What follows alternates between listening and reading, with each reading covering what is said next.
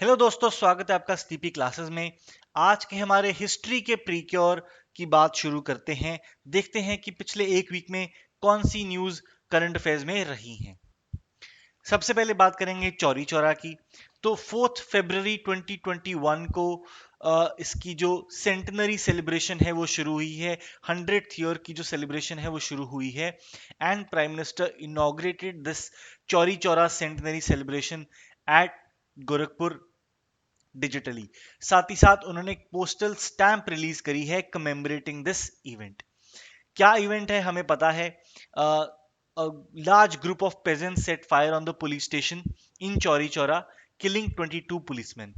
क्या इवेंट्स हुए ये देखते हैं।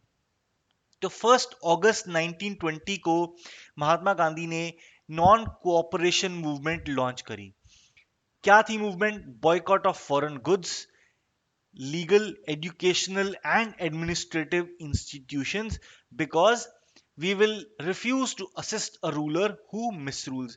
कि legitimate रूल नहीं है ब्रिटिश सरकार का, इसलिए हम नॉन कोऑपरेशन मूवमेंट शुरू कर रहे हैं अगेंस्ट द गवर्नमेंट। अब एक साल डेढ़ साल ये मूवमेंट बढ़ती गई, मोमेंटम गेन करती रही।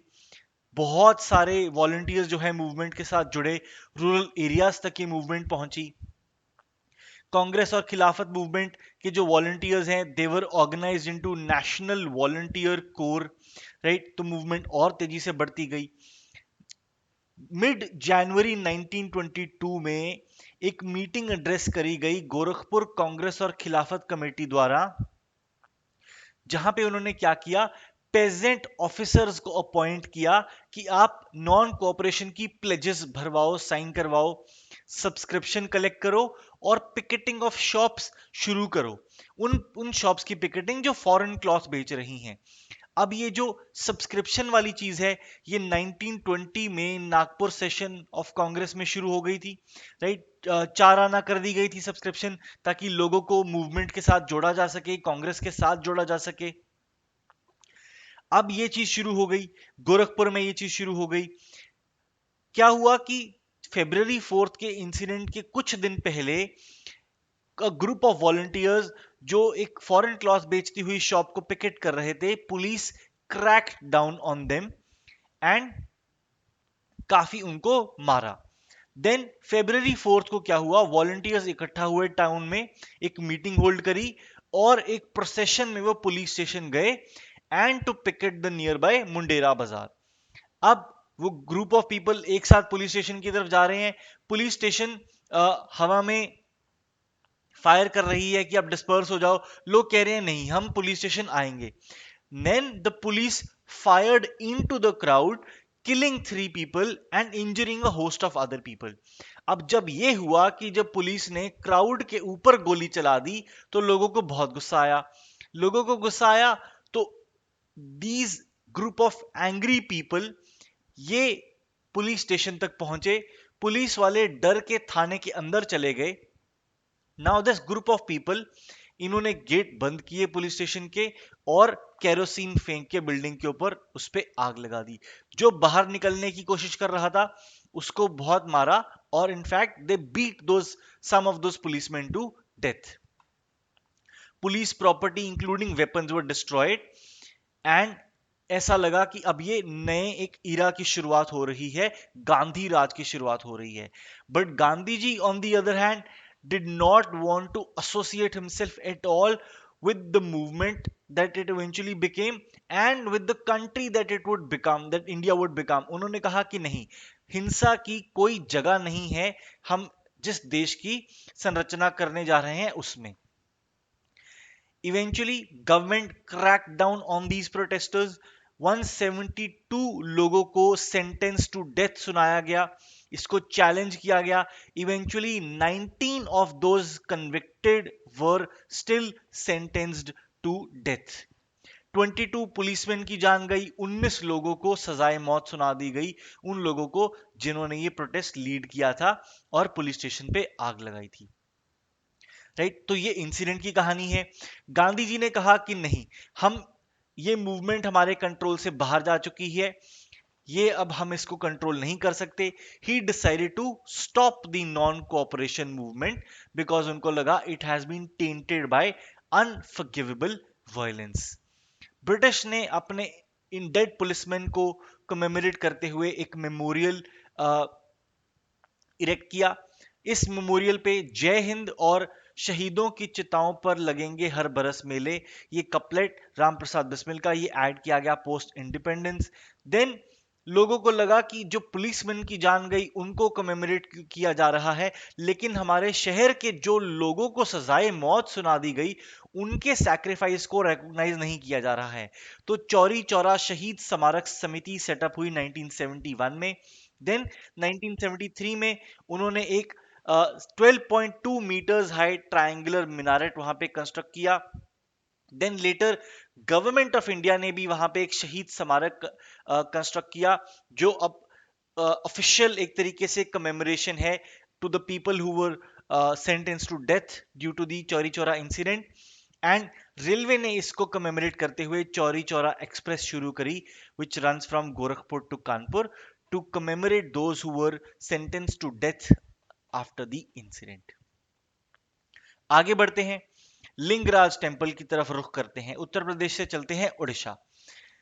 तो आर्कियोलॉजिकल सर्वे ऑफ इंडिया जो है वो श्री लिंगराज टेंपल की प्रिजर्वेशन और एक्सकवेशन एक्सरसाइज में जुड़ा हुआ है.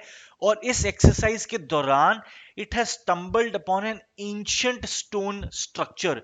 आप ये इमेज में देख सकते हैं, एक एंशिएंट स्टोन स्ट्रक्चर एक्सकवेट हुआ है जिसके ऊपर कार्विंग्स हैं और माना जा रहा है कि possibly this is the platform on which this Lingaraj temple once stood.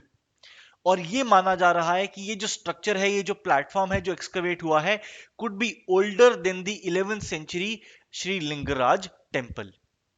Right. Sukasari temple complex है जिसकी साइंटिफिक क्लीनिंग कैरी आउट कर रहा था ASI when they stumbled upon this discovery. Right. अब ये माना जा रहा है कि शायद ये temple complex may have built on the panchayatana model, जिसमें क्या होता है कि एक मेन टेंपल होता है और उसके अराउंड 4 छोटे टेंपल्स होते हैं. राइट. अ पंचयतन मॉडल. तो ऐसी चीजें आपको यूपीएससी के कॉन्टेक्स्ट में पता होनी चाहिए कि पंचयतन का मतलब क्या होता है. ये यूपीएससी प्रीलिम्स में पूछा जा चुका क्वेश्चन है. लिंगराज टेंपल के बारे में कुछ बात करते हैं. It is one of the most ancient, one of the most popular temples of Bhubaneswar. Not open for Hindus, but एक प्लेटफॉर्म वहां पे बनाया गया है जो broad view of the exterior of the temple देता है. यह प्लेटफॉर्म बनाया गया था ओरिजिनली लॉर्ड कर्जन के लिए. तो लिंगराज टेंपल जो है ये बनाया गया था 11th सेंचुरी में. किसने बनवाया? By the king of Jajpur, Jajati Keshari of the Somvanshi dynasty. King ने अपना मिलिट्री बेस शिफ्ट किया जजपुर से भुवनेश्वर और तब ये हाफ बिल्ट टेंपल को पूरा करने का मुहिम उन्होंने उठाया. लगभग 180 मीटर्स हाई है जो टेंपल का मेन टावर है. और इस टेंपल के बारे में मेंशन है ब्रह्म पुराणास में भी, और उड़ीसा का जो खुद का एकम्र पुराण है उसमें भी इस टेंपल के बारे में लिखा गया है. अब जिस टाइम पे ये टेंपल बन रहा था ऐसा माना जाता है कि Jagannath cult was gaining popularity, क्योंकि गंगा डायनेस्टी के जो फॉलोअर्स थे वो लॉर्ड विष्णु के आर्डेंट फॉलोअर्स थे. एंड वैष्णव और शैव डिवोटीज जो हैं they had a strong rivalry. तो ये टेंपल ने पीसफुल कोएग्जिस्टेंस रिप्रेजेंट किया. दोनों लॉर्ड शिव और लॉर्ड विष्णु कार्व्ड हैं ऑन इट्स वॉल्स. तो पीसफुल कोएग्जिस्टेंस को रिप्रेजेंट करता है ये Lingaraj temple. Then traditional Deula style of Kalinga architecture में बनाया गया है श्री लिंगराज टेंपल. मतलब कि temple is divided into 4 parts, namely the vimana, वो structure which contains the sanctum, then Jagamohan the assembly hall, then Nat Mandir जहां जो फेस्टिवल हॉल है, एंड देन भोग मंडप जो ऑफरिंग्स का हॉल है. Right. Each increasing in the height to its predecessor. तो Deula style of Kalinga architecture में बना है ये टेंपल. इसके बारे में 2 शब्द हमने आपको बताए, 2 लाइंस आपको बताई, ये आपको पता होनी चाहिए. जो लिंग है इनसाइड दी गर्भगृह और the sanctum sanctorum, it is called the Swayambhu. Meaning the self originated. तो क्या कहानी है इसकी? कहानी यह है कि जो लिंग है it is believed to have self originated under a mango tree and temple उसके अराउंड बनाया गया है। ये इसकी कहानी है। 8 मीटर हाई है और 8 फीट इन डायामीटर है ये जो लिंग है। Then temple is maintained by the temple trust board and the archaeological survey of India. Then Bhubaneswar जो है it is also known as Ekamra Kshetra. Ekamra meaning the mango tree, Kshetra meaning the region, meaning the place of the mango tree. Ekamra Kshetra, the place of the mango tree, referring to the tree where Shivling was found, meaning Ekamra Kshetra, the region where the shivling was formed, the mango tree is the second name for Bhubaneswar. Right, तो ये कहानी है Shri Lingaraj temple की। आगे बढ़ते हैं, उड़ीसा में ही बात करते हैं। धौली कलिंग महोत्सव हो रहा है उड़ीसा में, February 6 to February 8 होगा। इसमें उड़ीसा के क्लासिकल डांसेस, उड़ीसा का classical dance, other classical dances as well as martial art forms represent किए जाएंगे, प्ले आउट किए जाएंगे। ओडिसी होगा, नृत्य निलाया, देन भरतनाट्यम, कुचिपुड़ी, कथक, ये सब परफॉर्म किए जाएंगे। इनके अलावा मयूरभंज छाऊ, पुरुलिया छाऊ, सरईकला छाऊ, तीनों फॉर्म्स ऑफ छाऊ जो है वो परफॉर्म किए जाएंगे। ऑल थ्री फॉर्म्स ऑफ छाऊ। अब 3 फॉर्म्स है हमारे पास छाऊ के। सराईकलिया छाऊ, ये सराईकला से है, प्रेजेंट डे झारखंड में है। Then Purulia Chhau, Purulia district of West Bengal. Mayurbhanj Chhau in Mayurbhanj district of Orissa. तो इन तीनों जगहों के बेस पे ये 3 फॉर्म्स ऑफ छाऊ हैं। प्रोमिनेंट डिफरेंस जो है is regarding the use of mask. इसके अलावा पुरुलिया फॉर्म जो है इट इज कलरफुल, सराईकलिया छाऊ जो है it is more lyrical, poetic and very controlled. Mayurbhanj जो है it focuses on body movements. तो ये आप अपने सामने देख सकते हैं मयूरभंज छाऊ आर्टिस्ट्स। राइट, आगे बात करते हैं उड़ीसा की ही, फिर से बात करते हैं पट्टचित्रा के बारे में बात करते हैं। तो प्रधानमंत्री ने अपने मन की बात में उड़ीसा के पट्टचित्र आर्टिस्ट को मेंशन किया। तो पट्टचित्र क्या है? It is a traditional painting of Orissa based on Hindu mythology, inspired by the Jagannath and the Vaishnava cult. जो भी पेंटिंग्स हैं उसमें जो पेंट यूज किए होते हैं they are natural, paintings are made in a traditional way. Right, चित्रकार द्वारा बनाए जाते हैं जो कि उड़िया पेंटर हैं। One of the oldest and the most popular art form है ये उड़ीसा का। Pat meaning canvas, chitra meaning picture, तो यहां से नाम आया पट्टचित्र। कैनवस पे करी जाती है painting, rich colourful application, creative motifs and designs, portrayal of simple themes, mostly mythological in depiction but not necessarily mythological ही। आप अपने सामने यहां पे देख सकते हैं कि माइथोलॉजी से जुड़ी हुई इमेजेस हैं लेकिन नॉन माइथोलॉजिकल रिप्रेजेंटेशन भी हैं। राइट, देन 1000 साल से भी पुरानी है ये पट्टचित्र की जो प्रथा है। पट्टचित्र जो हैं, जो चित्रकार जो हैं, ये टेम्पल फंक्शनरीज हैं जो टेम्पल टाउन ऑफ पुरी के आसपास रहते हैं and they are the artist who practice this Pattachitra form and that is why the history of Pattachitra painting is linked inextricably with the history of the Jagannath cult. तो जैसे जैसे temple grow हुआ, temple cult grow हुआ, temple region grow हुआ, वैसे वैसे the artist practicing this Pattachitra cult grew in number. तो जो एनुअल रथ यात्रा होती है लॉर्ड जगन्नाथ की, उससे 14 डेज पहले कोई आइडल वर्शिप नहीं करी जाती। उस 14 डे के पीरियड में the painted version of the God Pattachitra is used for worship. Right, and this is how it is इनएक्सट्रिकेबली linked with the Jagannath cult. जो ट्रेडिशनल पट्टचित्र फैब्रिक है it is made by applying tamarind paste on top of the cotton fabric painted with natural colors created from grinding of rocks। तो ये कहानी है पट्टचित्र की। आपके सामने ये देख सकते हैं एक सैंपल पट्टचित्र पेंटिंग। थीम क्या है? The theme revolves around Jagannath and the Vaishnav cult, chiefly Lord Jagannath, Radha Krishna, different vesh of Shri Jagannath, Balabhadra, Subhadra, temple activities, the 10 incarnations of Vishnu based on Geet Govind of Jayadev, Kam Kujar, Navgunjar, Ramayan, Mahabharat. तो basically predominant themes religious ही हैं, mythological हैं, but again जैसे हमने बात करी non mythological non religious भी कुछ कुछ थीम्स जरूर हैं. Individual paintings of gods and goddesses भी हैं. पट्टचित्र जो स्टाइल जो है फोक प्लस क्लासिकल का एक मिश्रण है, एक मिक्सचर है, but leanings towards folk forms हैं. मुगल इन्फ्लुएंस भी है on the style of dress.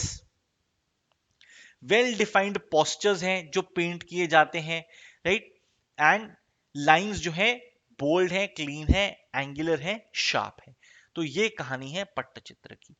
आगे बढ़ते हैं, बर्गीज के बारे में बात करते हैं. तो आजकल ये टर्म बंगाल में जो इलेक्शन रैलीज हैं वहां पे बड़ा यूज किया जा रहा है. किसको डिनोट करता है, कैसे ये बंगाल के लेक्सिकन में आया, पॉपुलर यूज में आया?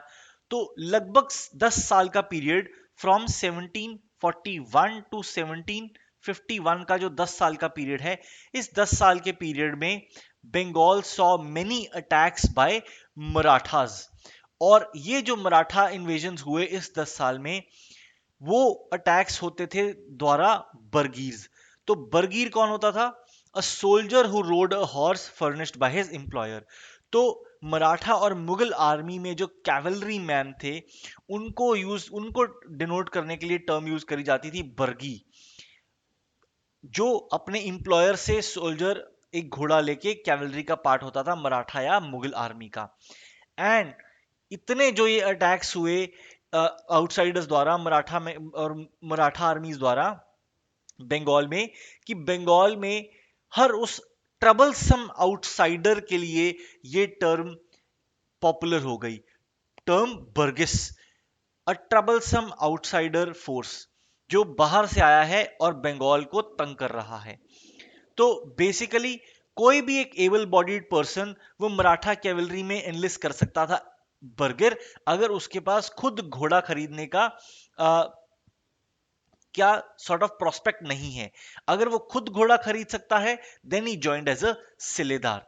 एंड ओवरऑल कंट्रोल इनके ऊपर रहता था सर नौबत, सर ए नौबत और द कमांडर इन चीफ. तो मराठा इंकर्जन्स बहुत हुई बंगाल में उस टाइम पे. मुगल प्रोविंस था बंगाल. बंगाल वॉज बिहार, बंगाल एंड उड़ीसा, हमें पता है. पॉलिटिकल अनसर्टेनिटी का टाइम था. मराठा कैपिटल में जो छत्रपति शाहू थे, वो Peshwa dynasty of Pune and Raghoji Bhosale of Nagpur, इनके बीच में जो टेंशन चल रही थी उनको रिजॉल्व करने की कोशिश कर रहे थे. उधर मराठा चीफ जो थे वो मुगल एरिया जो था, बंगाल रीजन जो था, उसमें एक्सकर्शंस कर रहे थे ताकि वो ज्यादा से ज्यादा रीजन अपने कंट्रोल अंडर ला पाएं, टैक्सेशन राइट सिक्योर कर पाएं, अपना स्फीयर ऑफ इंफ्लुएंस बढ़ा सकें. तो इस पूरे चक्कर में मराठा आर्मीज ने 10 साल बंगाल पे मल्टीपल अटैक्स किए, and that is how the term Bargi came to be used, Bargis came to be used. Bengal army cripple हो गई 10 साल मराठा इन्वेजन के बाद. The Dutch believe that almost 400,000 people were killed. The weavers, the silk winders, जो mulberry cultivate करते थे, they were completely destroyed. Bengali text है महाराष्ट्र पुराण, जो इस अटैक का एक ग्रिम पिक्चर पेंट करती है, राइट. ये कहानी है टर्म बर्गिस की. आज के हमारे प्रीक्योर में इतना ही. प्रीलिम्स 2021 के लिए हमारा crash course with static syllabus का भी crash course, as well as current affairs का detail discussion along with prelims test series चल रहा है. आप हमारी वेबसाइट sleepyclasses.com पे जाके इसके बारे में और इंफॉर्मेशन ले सकते हैं. आज के प्रीक्योर में इतना ही. मिलेंगे आपसे नेक्स्ट वीक के प्रीक्योर में. तब तक के लिए thank you and keep watching.